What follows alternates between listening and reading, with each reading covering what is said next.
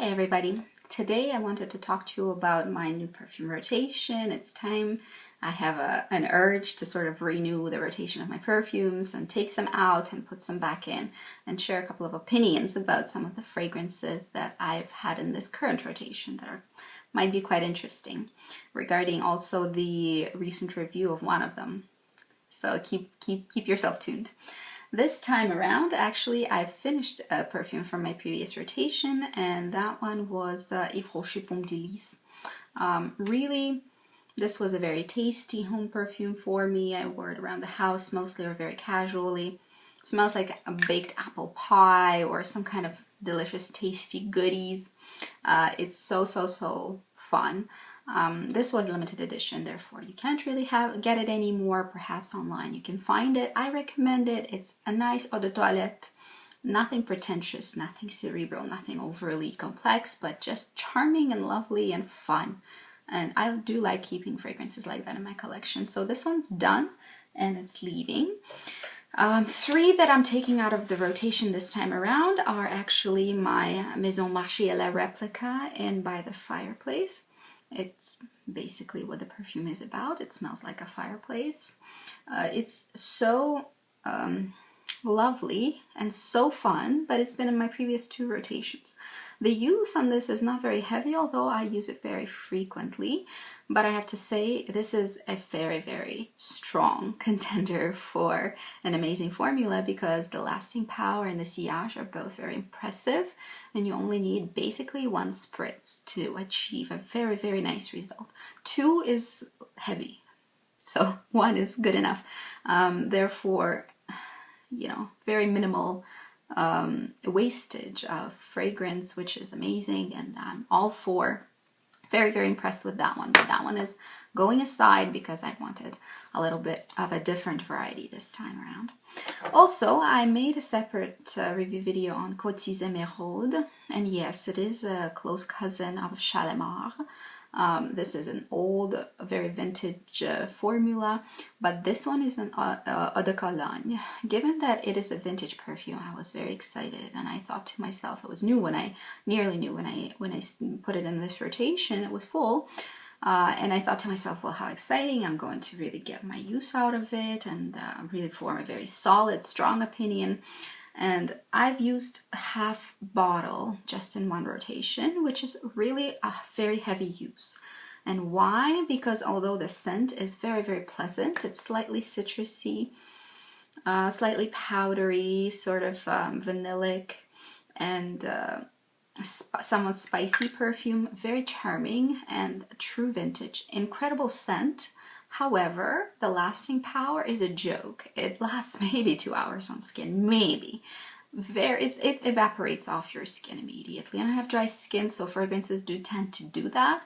But really, 1.5 to 2 hours is a joke to me. This should not be the case. This does not do the scent itself justice. The scent itself is very nice, but I retract and say that it's not worth buying this one because the lasting power is just so dismal.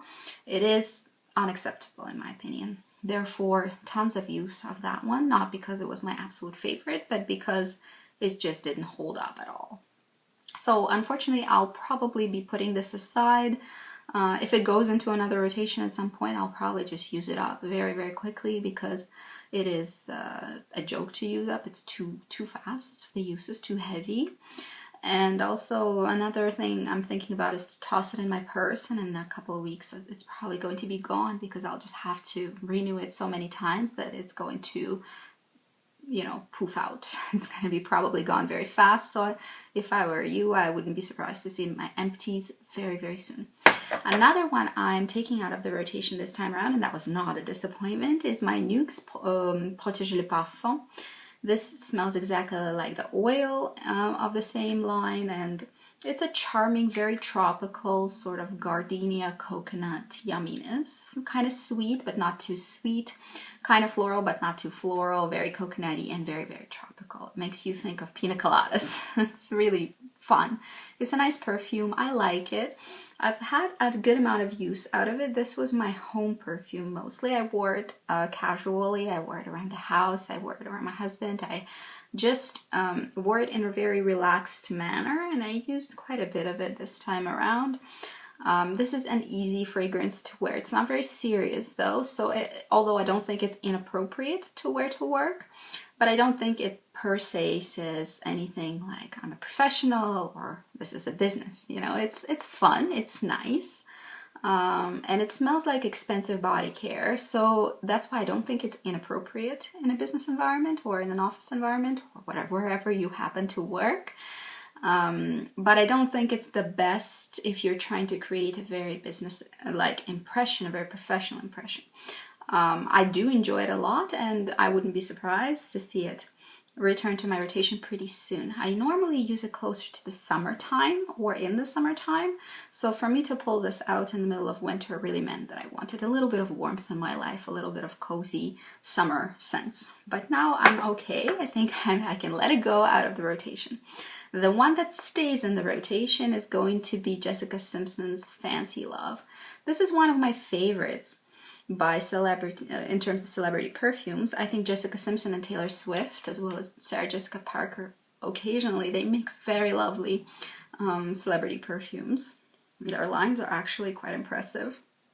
And Fancy Love is probably one of my top picks from celebrity lines in general. It is a powdery peach with a bit of sweetness, a bit of amber, a bit of woods, just charming. Very appropriate for all occasions. This is a workhorse that will take you from day to evening, wherever you need to go. This will be appropriate. And it is not exactly a dupe, but a very close relative of a Burberry woman, the original Burberry from the 90s, I believe, that I love and I've been buying for many years on end because it's such a classic. It's a very, very nice and, for me, reminiscent fragrance. But I've purchased this. This is my second bottle of Jessica Simpson. Lovely. I really recommend this. It holds up well, has a decent amount of sillage, and just is an easy fragrance to wear. So this one I do wear to work. I do wear anywhere really because it's such an easy pick. When I don't know what to wear, this one is a good pick always.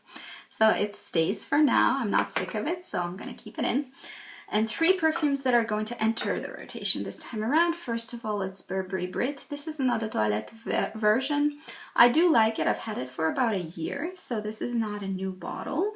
And I think it's time to use it up. This one actually I'm thinking of maintaining in my collection until it's completely gone.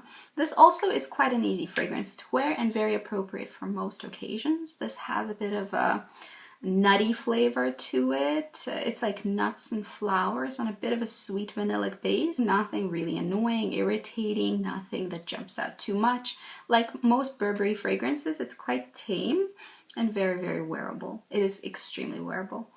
So I'm more than halfway through the bottle, so this is a good one to pick to try and finish up. I think this is not going to be a huge effort on my part because it's just such an easy scent. I do prefer another Parfum in that. That was a gift at one point, so I would like to get through it and get a really nice amount of use out of it. So this one enters. Another one that comes in is a perfume that I did film a review for. It's the gorgeous Thierry Mugler Alien Essence Absolue. It is a beautiful fragrance. It is one of those fragrances that I put in my rotation just to have a sexy, fun, and sweet pick. This is very voluptuous, very feminine scent, very curvy, and just deliciously sexy. I love wearing this at home. I don't really think this is the best in terms of a professional pick. I don't think that it's for that. I think this is more of a date perfume. It's more of a girls' night out perfume. Something a lot less sexy, a lot less playful would be better for a work perfume, I think. But this one is fantastic. This is a Marilyn Monroe kind of perfume to me. When I imagine a voluptuous doopity-doo blonde with curves, this is the kind of scent I'm thinking about. So lovely amber with a bunch of vanilla and a bunch of jasmine in it. Just so cozy and so sweet and delicious and amazingly comfortable, very comfortable fragrance to wear. And the last one that I'm adding in for this rotation is a fragrance that I've owned for so many years and used maybe 4 or 5 bottles of in total. You can see that I put a good dent in it last year, and it is Lolita Lempika de Parfum. Such a nostalgic scent for me. I love it. Of course, as evidenced by the amount of bottles that I've used of it, and it's always been present in my collection. There are only a few months at a time that I don't have that fragrance, so I do repurchase, and then I repurchase when I'm done.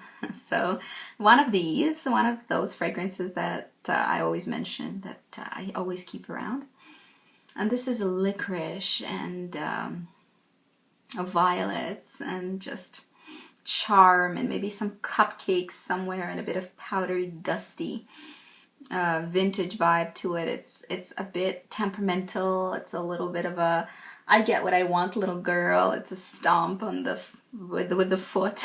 It's you know, frills and ruffles and pink. It's really, really good. It's not an unintelligent perfume, you know. When I talk about ruffles and so on, this is not what I mean. I don't mean it's juvenile. I don't think that it is at all. This is not a Britney Spears fantasy kind of perfume. That's a bit juvenile, although I love it and I own it, and I'll probably always own it. This white chocolate kiwi concoction, but this one, the Lolita Lempika, is not juvenile. It's rather just reminiscent. It's how you imagine yourself as a little girl kind of perfume. It is very charming. I do think it's okay to wear to work, but only if you're not in a position of power at work and or authority. So if you are, you probably want to create a bit of a different image. This is probably not going to be it for you, although of course whatever you want. But for me, this is a perfume I love to wear at home, around my husband, and casually. This is not a fragrance that I would like to be wearing you know, around employees, around people who I work with. It just doesn't create the right image, in my opinion, in terms of work environment. But it is such a lovely, lovely scent. I love wearing it, and actually, occasionally I do wear it to work whenever I feel like it. So I'm not one to put restrictions on my perfume use.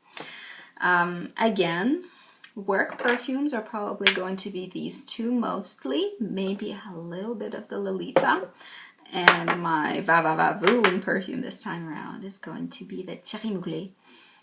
Lovely, lovely.